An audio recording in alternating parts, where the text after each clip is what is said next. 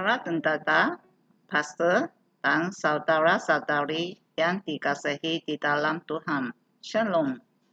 Dalam nama Tuhan Yesus Kristus, kita memulakan kebaktian pada hari ini.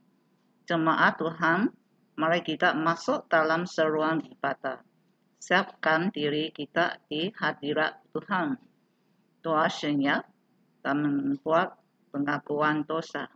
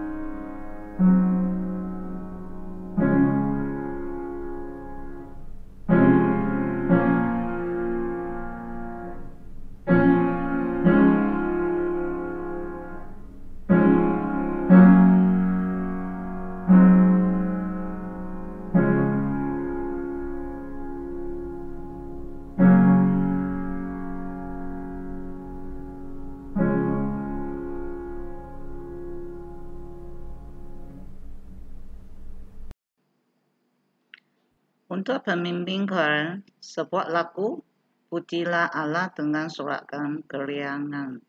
Hai umat manusia, bernyanyilah dan muliakanlah namanya, hormatilah dan pujilah dia.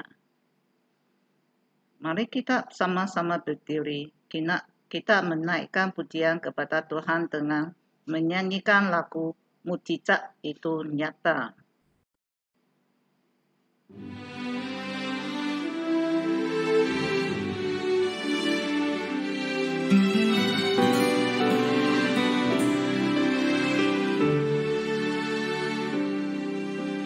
Tak terbatas kuasa-Mu, Tuhan, semua dapat Kau lakukan. Apa yang kelihatan mustahil bagiku, itu sangat mungkin bagimu. Tak terbatas kuasa-Mu, Tuhan, semua dapat Kau lakukan. Apa yang kelihatan mustahil bagiku, itu sangat mungkin bagimu. Di saat ku tak berdaya, kuasa-Mu yang sempurna. Ketika ku percaya, mujizat itu nyata. Bukan karena kekuatan, namun Roh-Mu ya Tuhan. Ketika ku berdoa, mujizat itu nyata.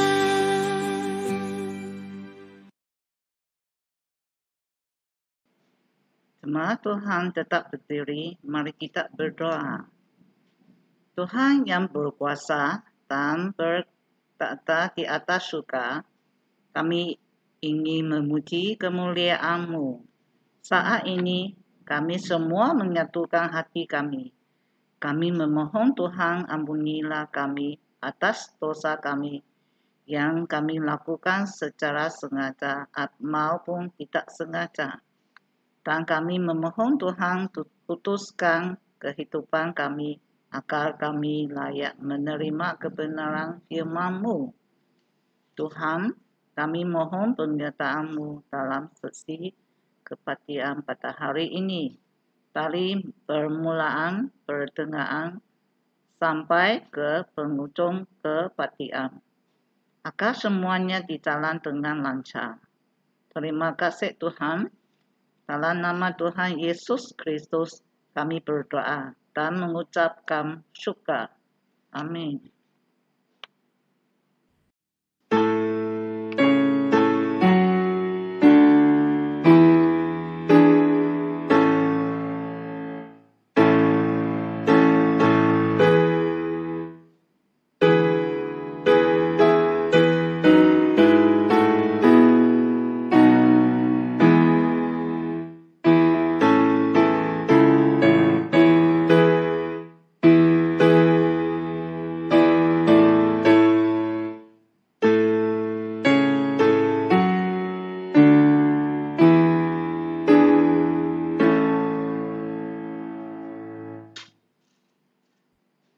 Jemaat Tuhan, kita tetap berdiri.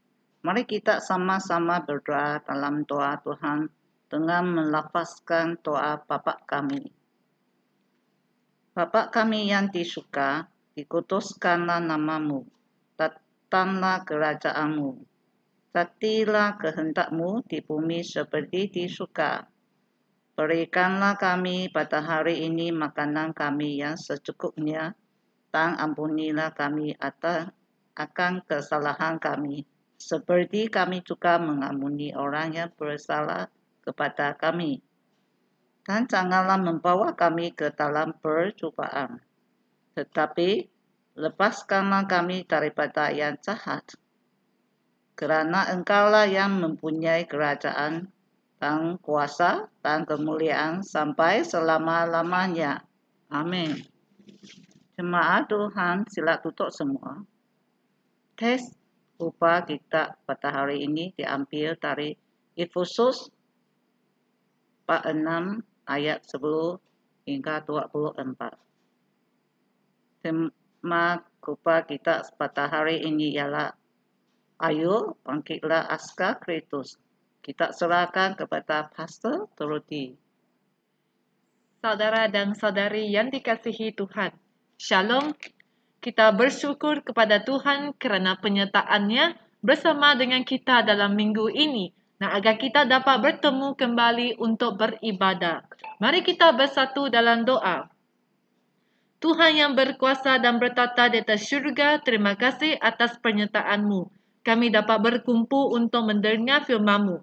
Kami mohon penyertaan Roh Kudus bersama kami. Siapkan hati dan fikiran kami untuk menerima firman-Mu. Mohon Tuhan berkati hamba-Mu dan urapinya dengan kuasa-Mu untuk sampaikan firman-Mu. Dalam nama Tuhan Yesus kami berdoa. Amin. Saudara dan saudari, terima kasih kepada pemimpin kebaktian kita pada hari ini kerana dia telah memperkenalkan teks dan tema khotbah yang akan disampaikan pada hari ini. Sebelum kita masuk ke tema kita pada hari ini, mari kita mengimbas balik serba sedikit tentang surat Efesus yang telah kita belajar dalam 2 bulan lebih ini, di mana Rasul Paulus tidak berhenti-henti. Dari permulaan sampai ke sekarang kita boleh lihat Rasul Paulus dia tidak berhenti-henti menasihati jemaat di Efesus dan juga menasihati kita melalui surat Efesus agar kita tahu bahawa kita sendiri adalah pengikut Yesus dan sudah pun bersatu bersama dengannya oleh kasih Tuhan dan dalam ajaran Rasul Paulus terhadap kita agar kita mempunyai keselamatan yang kekal dan haruslah kita mengamalkan kesatuan dan bertumbuh dalam tubuh Kristus. Selain itu, kita juga perlu buangkan perilaku yang lama dan amalkan yang baru, serta hidup dalam kasih, hidup dalam terang, mengamalkan hidup yang bijaksana dan menghormati Kristus. Saudara dan saudari, sampai ke penghujung surat Efesus, ianya Efesus bab 6 ayat 10 hingga ke 24. Ini adalah sudah sampai ke penghujung bagi surat Efesus yang sudah lama kita belajar dalam 2 bulan lebih ini. Dan setakat ini, sampai hari ini, kita boleh juga lihat di mana Rasul Paulus dia masih lagi tidak berhenti-henti, tidak lupa untuk menasihati jemaat di Efesus agar mereka diperkuatkan oleh kuasa Tuhan, agar jemaat Efesus maupun kita hari ini sebagai pengikut Yesus, kita juga diperkuatkan oleh kuasa Tuhan. Nah, saudara dan saudari, apakah nasihat yang disampaikan oleh Rasul Paulus kepada jemaat di Efesus maupun kepada kita yang hari ini sebagai seorang pengikut Yesus? Mari kita sama-sama membacakan Efesus bab 6 ayat 10 hingga ke-13. Mari, ayat ke-10. Akhirnya, binalah kekuatan kamu dengan menerima kekuatan daripada kuasa Tuhan, kerana kamu hidup bersatu dengan Dia. Pakailah seluruh perlengkapan senjata daripada Allah, supaya kamu dapat mempertahankan diri daripada muslihat iblis yang jahat. Hal itu demikian, kerana kita berjuang melawan manusia, tetapi melawan segala kuasa jahat di angkasa, iaitu roh-roh yang berkuasa dan yang memerintah zaman yang gelap ini. Ayat ke-13. Oleh itu, sekarang, pakailah seluruh perlengkapan senjata daripada Allah, supaya pada hari yang jahat kamu dapat mempertahankan diri daripada serangan musuh. Dengan demikian, setelah kamu berjuang sampai akhir, kamu tidak akan berganjak sedikit pun.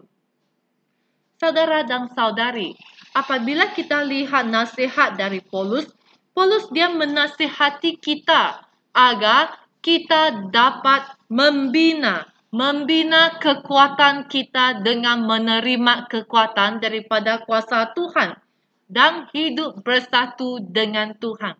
Kita boleh lihat di sini, daripada permulaan Efesus kita boleh lihat Rasul Paulus dia selalu mengatakan harus bersatu bersama dengan Tuhan. Harus bersatu, hidup bersatu dengan Tuhan. Kerana Paulus dia tahu bahawa dekat dunia ini, dekat hidup kita ini memang penuh dengan percubaan, memang penuh dengan peperangan rohani dalam kehidupan. Dan kita tahu juga Yesus sendiri dia juga mengalami percubaan. Dia juga mengalami percubaan daripada iblis selepas dia berpuasa selama 40 hari di padang gurun. Pada masa itu Yesus dicuba, diuji oleh iblis selepas dia berpuasa 40 hari di padang gurun. Dan saudara dan saudari, hari ini kita harus bersyukur kerana kita dapat menikmati kemenangan oleh kerana Yesus telah lahir dan memberikan hidupnya kepada kita. Sehingga kita dapat merasakan pemeliharaan daripada Yesus dan juga kemenangan daripadanya. Sebenarnya, kemenangan ini dia tidak akan datang dengan sendiri. Dia tidak akan datang terus. Oh, kamu terus akan menang. Oh, kamu terus akan menang daripada apa? Tidak. Dia tidak akan datang dengan sendirinya. Tetapi kemenangan memerlukan kita ada berpejuang. Memerlukan kita berperjuangan keras untuk memperjuang demi kemenangan.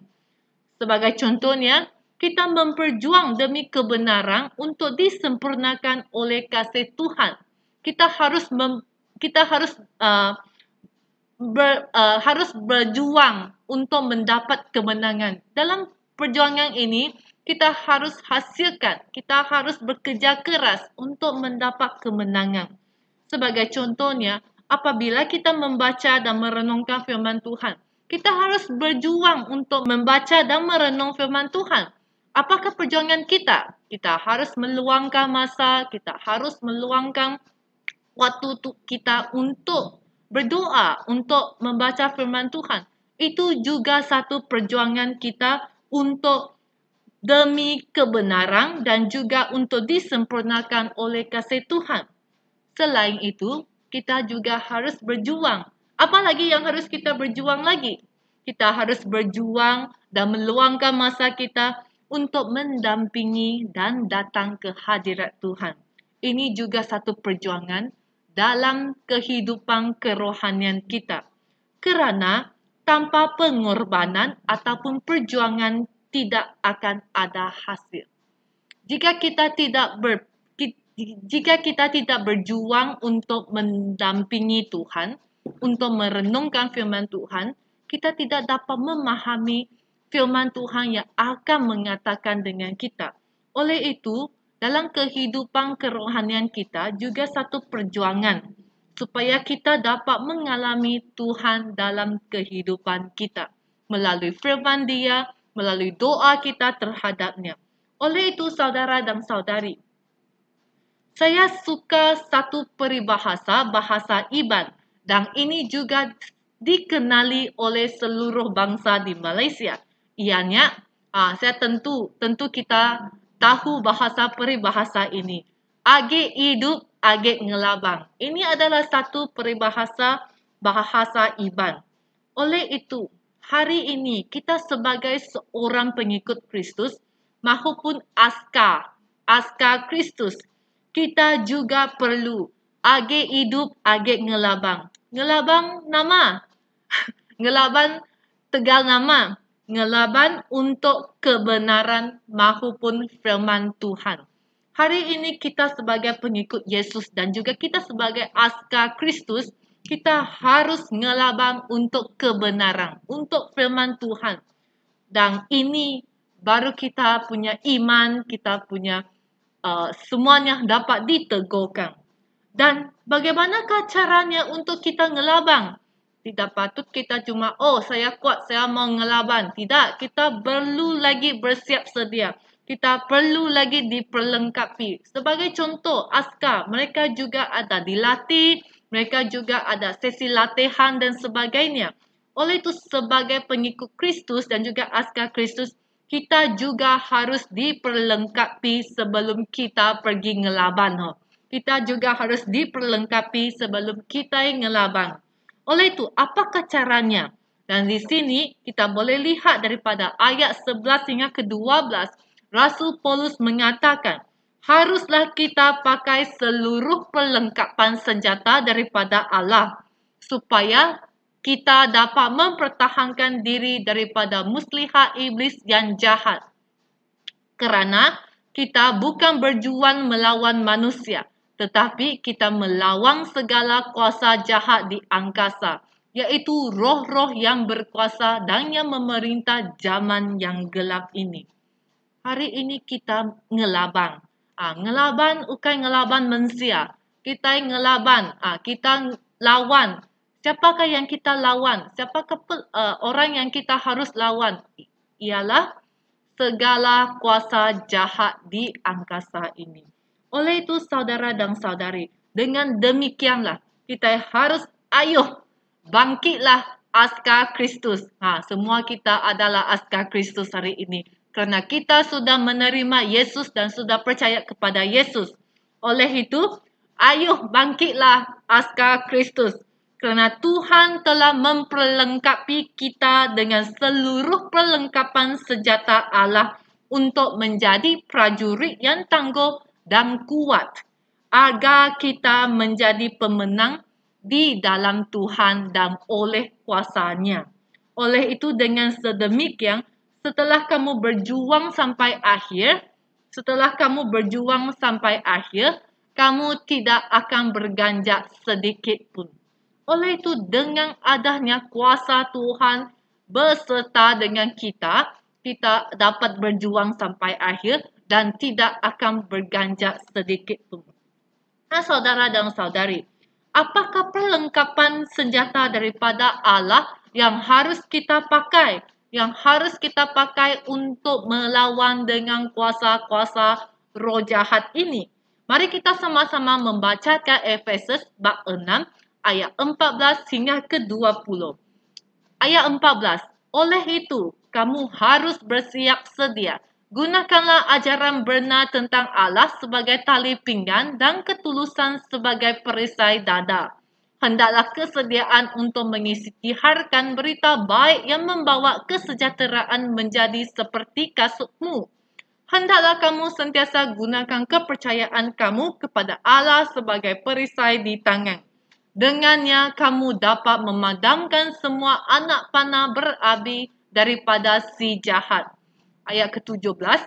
Terimalah penyelamatan daripada Allah sebagai topi besi dan firman Allah sebagai pedang daripada Roh Allah. Lakukanlah semuanya sambil berdoa untuk meminta pertolongan daripada Allah. Berdoalah sentiasa sebagaimana Roh Allah memimpin kamu. Oleh itu, bersiap sedialah dan janganlah menyerah. Berdoalah sentiasa untuk semua umat Allah. Ayat 19. Berdoalah untukku juga supaya Allah memberitahu aku apa yang harus aku katakan ketika menyampaikan perkabaran. Berdoalah supaya dengan berani aku dapat memberitahukan rahsia berita baik itu. Kerana berita baik itulah aku menjadi seorang duta. Walaupun aku sekarang dipenjarakan, berdoalah supaya aku berani berkata-kata tentang berita baik itu sebagaimana yang harus aku lakukan. Oleh itu saudara dan saudari, kita lihat di sini, Rasul Paulus juga menyatakan bahawa senjata Allah yang harus diperlengkapi oleh kita dan dipakai oleh kita. Oleh itu saudara dan saudari, ayo bangkitlah kita sebagai askar Kristus. Harus kita bersiap sedia dan pakailah seluruh perlengkapan senjata Allah.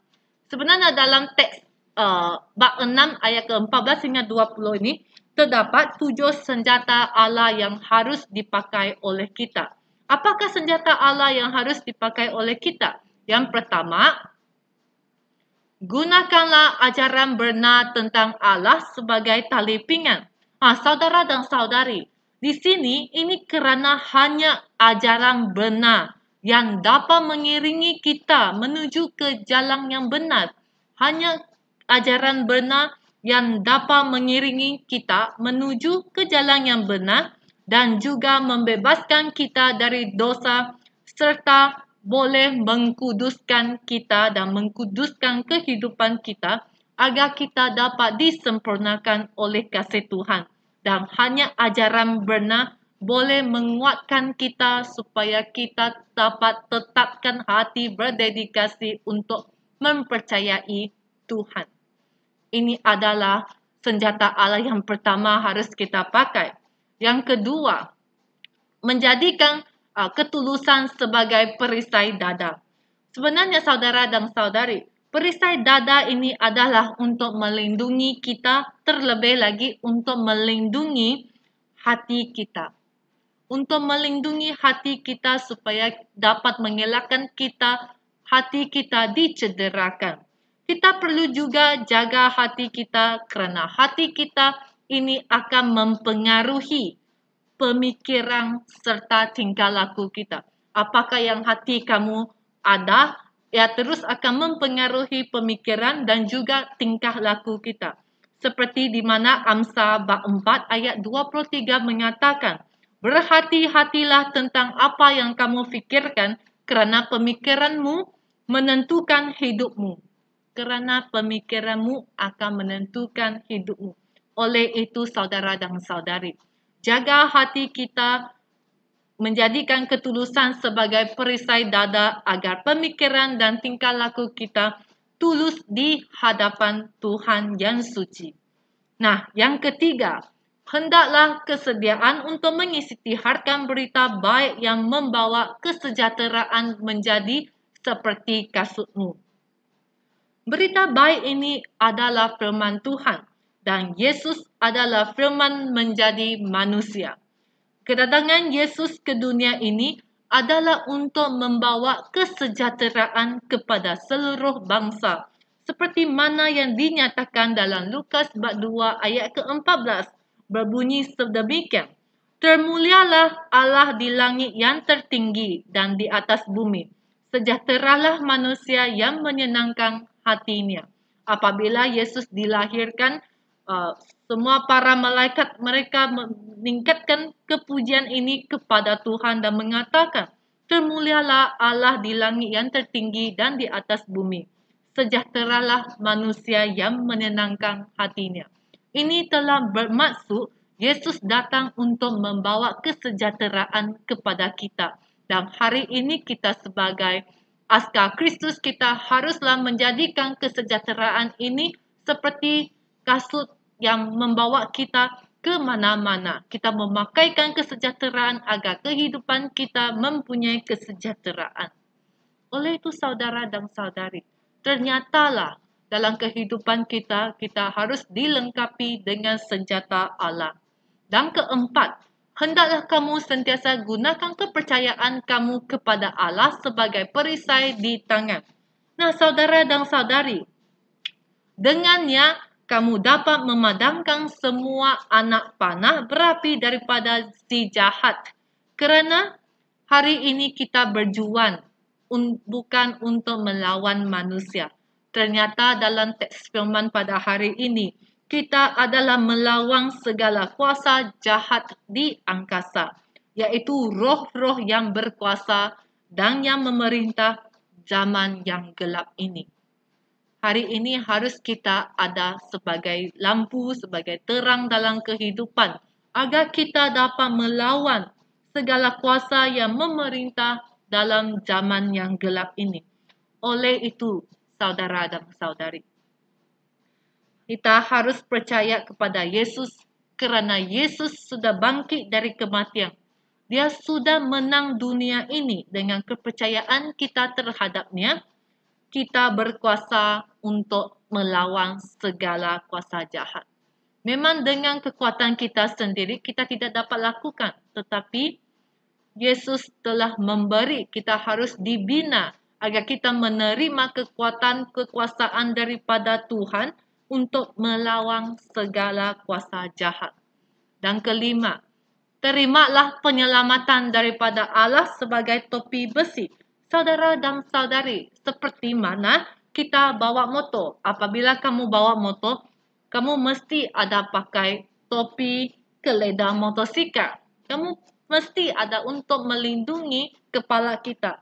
Sama dengan askar, mereka pakai topi besi untuk melindungi kepala mereka apabila mereka pergi berperang.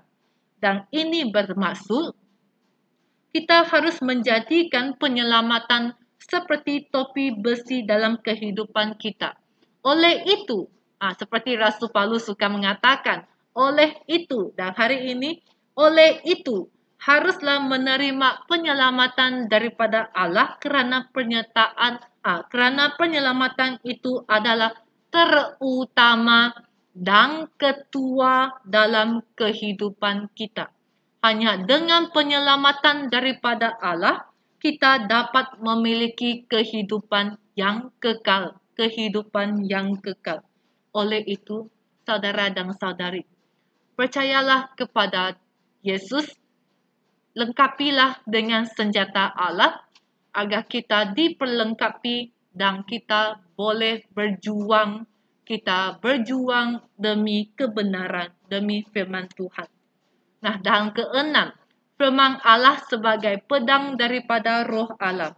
Kerana dalam Hebrew bab 4 ayat ke-12 mengatakan, kerana firman Allah itu hidup dan berkuasa, lebih tajam daripada pedang bermata dua. Firman itu menusuk sampai ke batas antara jiwa dan roh, sampai ke batas antara sendi-sendi dan tulang sungsung. Firman Allah menghakimi firman fikiran dan niat hati manusia. Dengan firman Allah sebagai pedang kita untuk melawan segala kuasa jahat, untuk melawan segala roh jahat. Kerana firman Allah ini dapat menghakimi fikiran dan niat hati kita. Dengan ada firman Allah sebagai pedang kita, kehidupan kita dapat di dalam untuk menyenangkan hati Tuhan. Kerana firman Allah menghakimi dan mengiringi serta mengajar supaya fikiran dan niat hati kita dapat menyenangkan hati Tuhan. Dengan ada firman Allah yang berkuasa dalam kehidupan kita, hati kita dapat senang. Apabila kita dalam kesusahan, ada firman Allah di hadapan kita untuk menyenangkan hati kita dan sebagaimananya. Oleh itu, harus kita berpegang teguh, selalu merenung dengan firman Tuhan dan juga membaca firman Allah, supaya firman Allah menjadi sebagai pedang dalam kehidupan kita. Dan akhir sekali, Lakukanlah semuanya sambil berdoa untuk meminta pertolongan daripada Allah. Saudara dan saudari, di sini Rasul Paulus dia mengalakkan dan juga menasihati kita agar kita dapat berdoalah sentiasa sebagaimana Roh Allah memimpin dalam kehidupan kita. Oleh itu saudara dan saudari, ternyatalah senjata Allah ini untuk kita supaya kita dilengkapi dan juga kita mempunyai kekuasaan daripada Allah untuk melawan segala kesusahan maupun percubaan maupun peperangan rohani dalam kehidupan kita. Oleh itu saudara dan saudari, bersiap sedialah dan jangan menyerah, kerana kita boleh berdoa sentiasa untuk semua umat Allah. Kita boleh berdoa supaya Allah memberitahu apa yang harus kita lakukan untuk menyampaikan perkabaran. Kita juga boleh berdoa supaya dengan berani kita dapat mengkabarkan berita baik ini kepada orang yang belum mendengarnya. Oleh itu saudara dan saudari, lengkapilah, pakailah senjata Allah, jadilah askar Kristus yang menyenangkan hati Tuhan.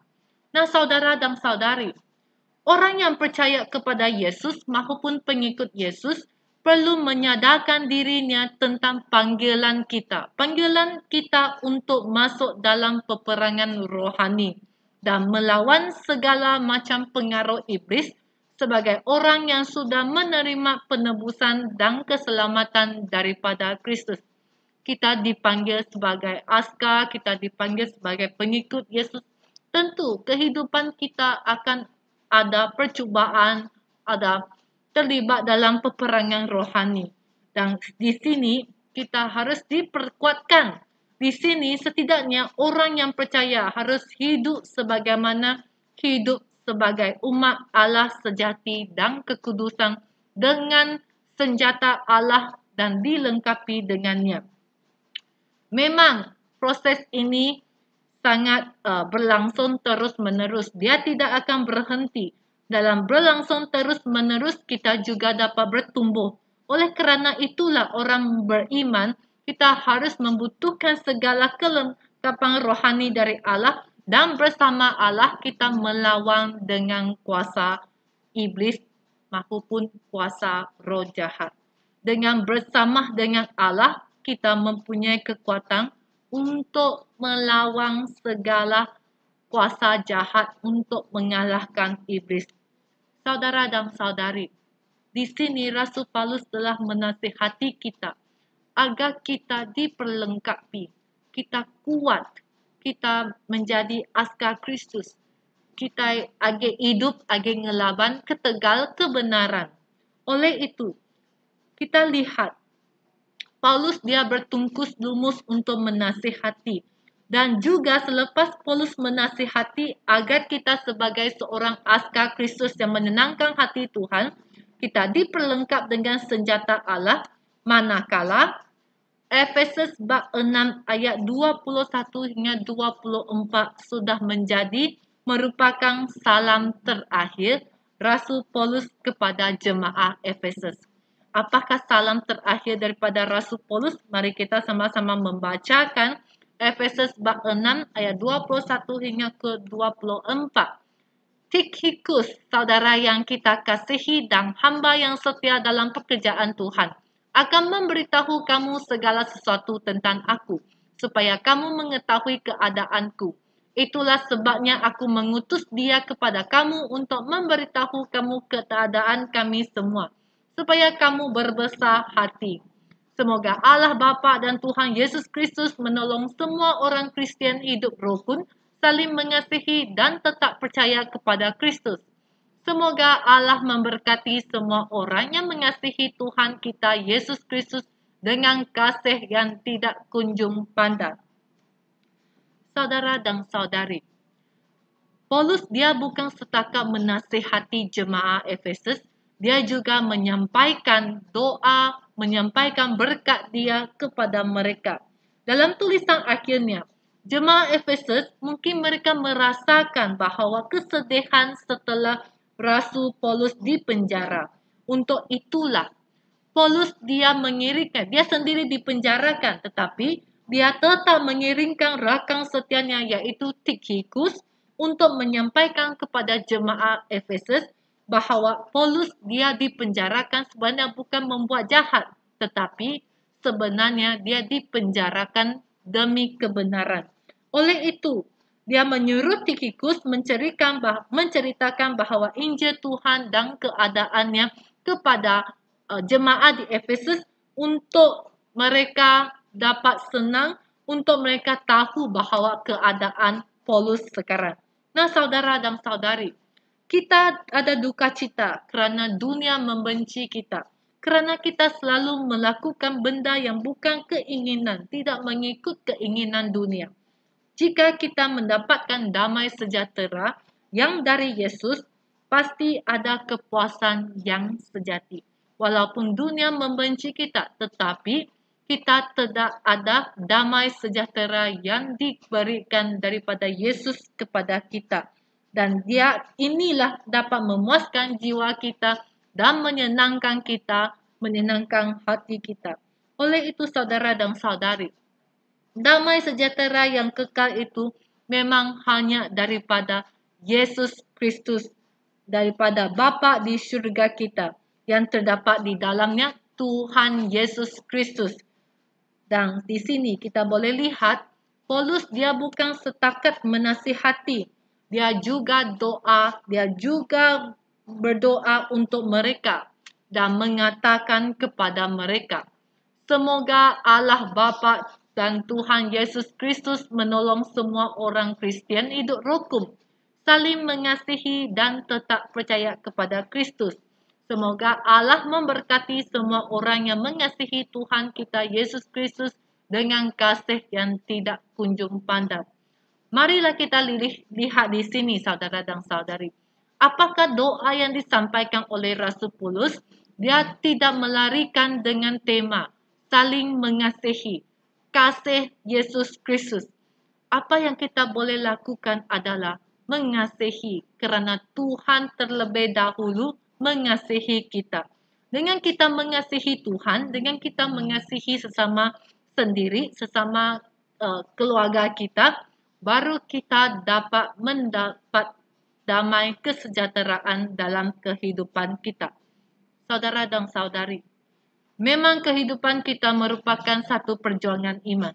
Memang Tuhan tidak pernah berjanji orang yang percaya kepadanya akan selalu hidup senang hati, akan selalu kaya raya dan sebagainya. Tetapi orang yang percaya kepada Tuhan Yesus, walaupun dia menghadapi kesusahan, dia tetap dapat mengalami damai kesejahteraan.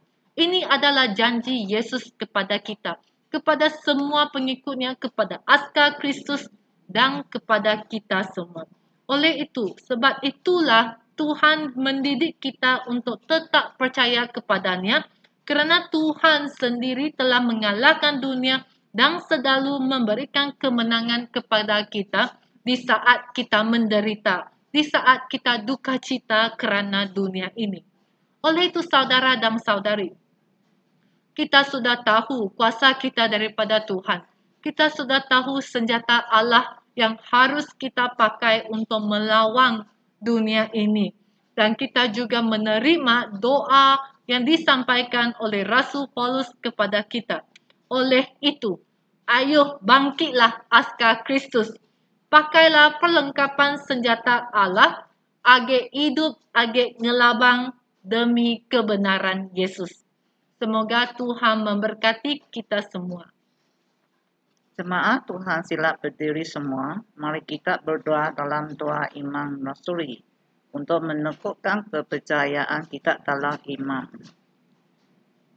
Aku percaya kepada Allah Bapa yang Maha Berkuasa, Khalik langit dan bumi, dan kepada Yesus Kristus, Anak-Nya yang tunggal, Tuhan kita, yang dikandung daripada Roh Kudus, lahir dari anak darah Maria, yang menderita sengsara, di bawah pemerintahan Pontius Pilatus, disalibkan mati, dikuburkan, turun ke dalam kerajaan maut. Pada hari yang ketiga bangkit pula daripada antara orang mati, naik ke surga, duduk di sebelah kanan Allah. Bapa yang Maha Berkuasa, dan dari sana yang akan datang untuk menghakimi orang yang hidup dan yang mati. Aku percaya kepada Roh Kudus, kerajaan yang kudus dan am, persekutuan orang kudus, pengampunan dosa, kebangkitan tubuh, dan hidup yang kekal. Amin. Jemaat Tuhan, sila duduk semua. Mari kita menyanyikan lagu Berkat Kemurahan-Mu sebagai respon kesyukuran kita kepada Tuhan.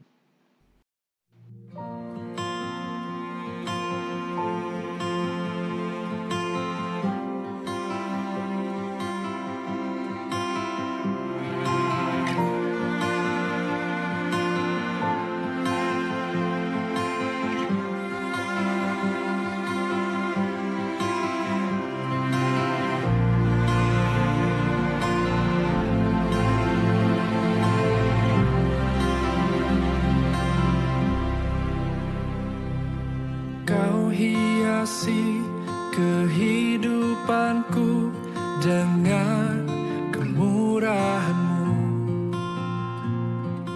Kau rancangkan masa depanku penuh dengan harapan. Aku ada saat ini, semuanya karena kasih-Mu. Aku hidup hari ini, semua berkat kemurahan-Mu. Terima kasih Yesus, Engkau sangat baik, teramat baik bagiku.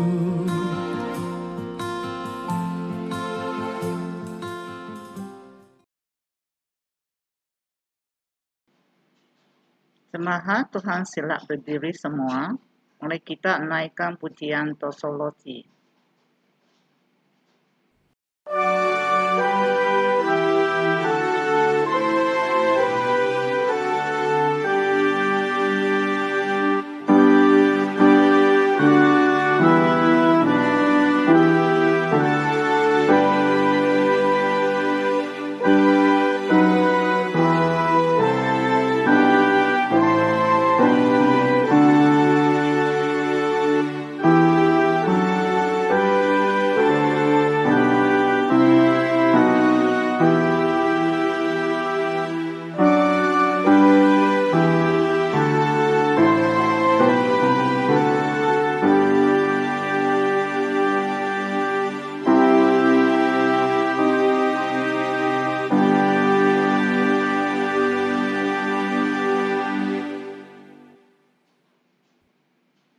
Jemaat Tuhan diminta berdiri semua untuk menaikkan pujian dengan menyanyikan lagu Tuhan Pimpin Langkahku.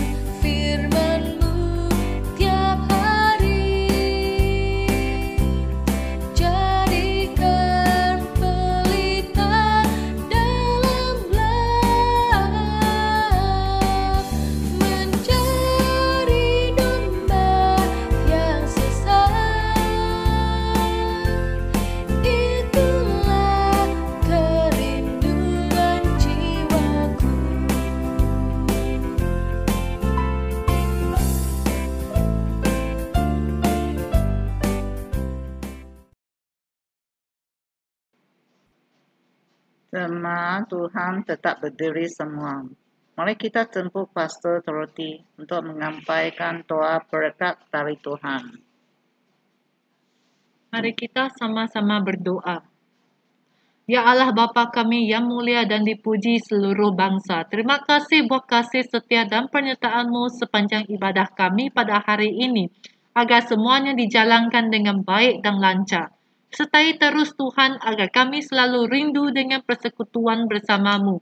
Kami berdoa agar Tuhan binalah kekuatan kami dengan menerima kekuatan daripada kuasa Tuhan. Kerana kami hidup bersatu dengan-Mu. Supaya kami berdedikasi dan dimotivasi untuk pakailah seluruh perlengkapan senjata daripada Allah, supaya kami dapat mempertahankan diri daripada muslihat iblis yang jahat. Kasih dan berkat kemurahan Tuhan selalu dapat kami rasakan sepanjang hari. Biarlah setiap hari kami dapat mengucap syukur. Semoga Tuhan memberkati engkau dan melindungi engkau. Tuhan menyinari engkau dengan wajah-Nya dan memberi kasih karunia. Tuhan menghadapkan wajah-Nya kepadamu dan memberi engkau damai sejahtera. Amin.